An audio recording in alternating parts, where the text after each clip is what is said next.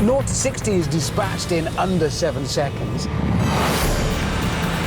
And then comes the torque. Quite a lot of it, 203 foot-pounds. It's like surfing a giant wave of exploding petrol.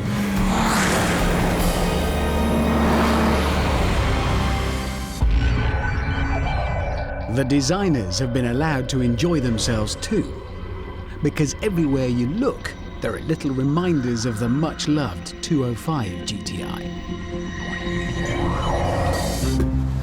It's good, it shows intent. Like this chubby little steering wheel, it says, come on then, let's get on and do something. Which brings us neatly to the most important part of a GTI. What happens when you ask it to go round a corner? Come on, little Peugeot, let's see if you can set my trousers on fire.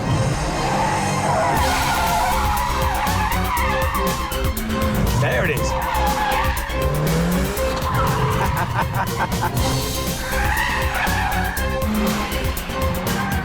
It does eat up corners. It's light, there's loads of grip. And I swear I'm cocking a wheel, I'm sure I am. That's a wheel in the air. Bit of that, turn the indicators off and carry on like you meant it. That's the way to do it. There's no doubt about it. This car is a real return to form from a company that's been stuck in a rut of dreary boxes for too long. But remember, we're now in a GTI war. And to win it, the Peugeot must take on this.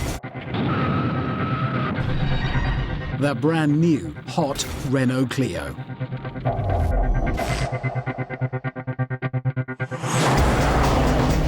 Like the Peugeot, it doesn't lack for oomph, 197 brake horsepower.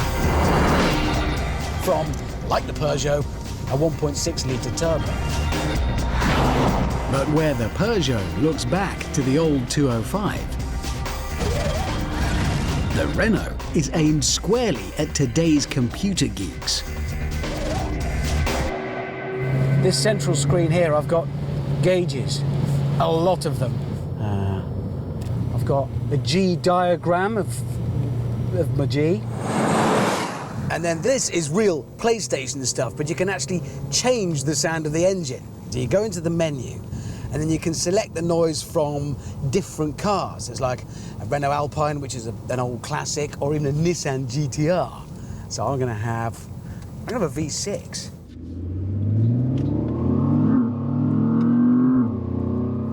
Ooh, that sounds, yeah!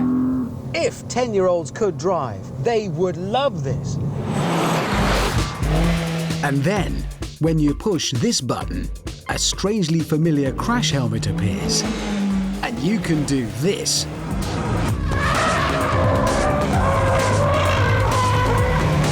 It makes the ride, the brakes, everything a lot more hardcore.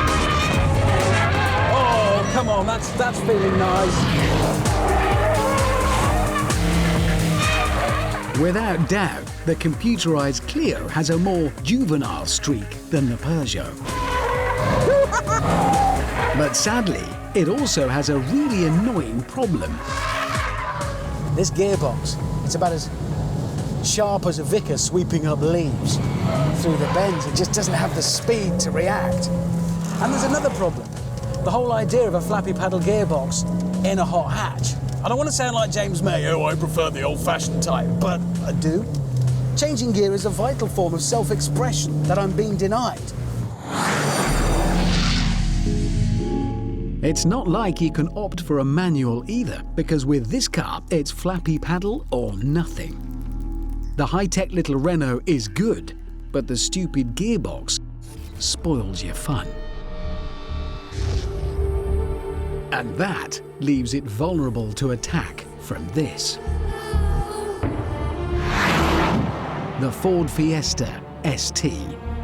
It's been 5 too long years since Ford gave us a hot Fiesta.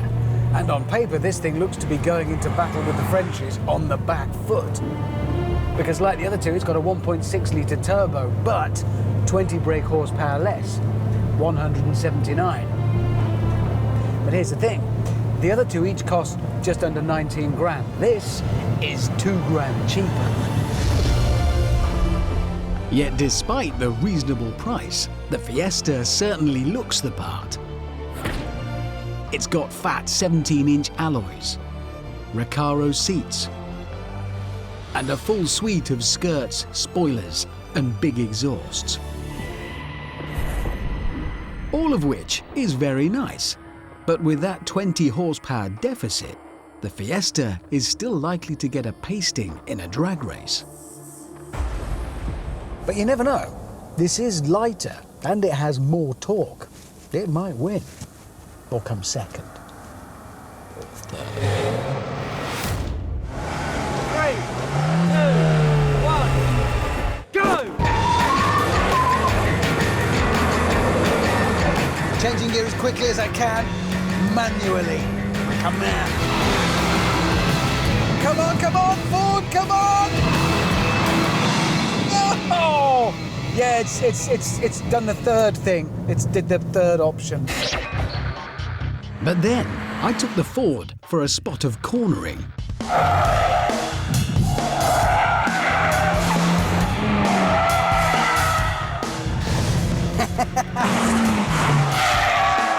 Oh, this is epic!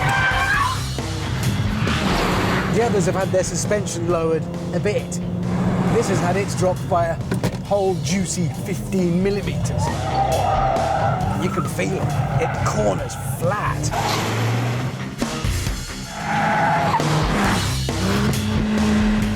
It's not just about being nearer the ground.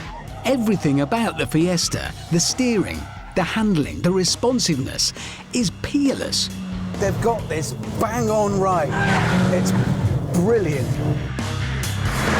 And when you switch the traction control off, it really is off.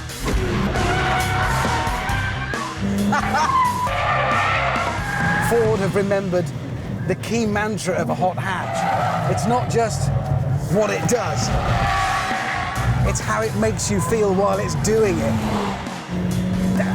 You can't put a price on that. Superb.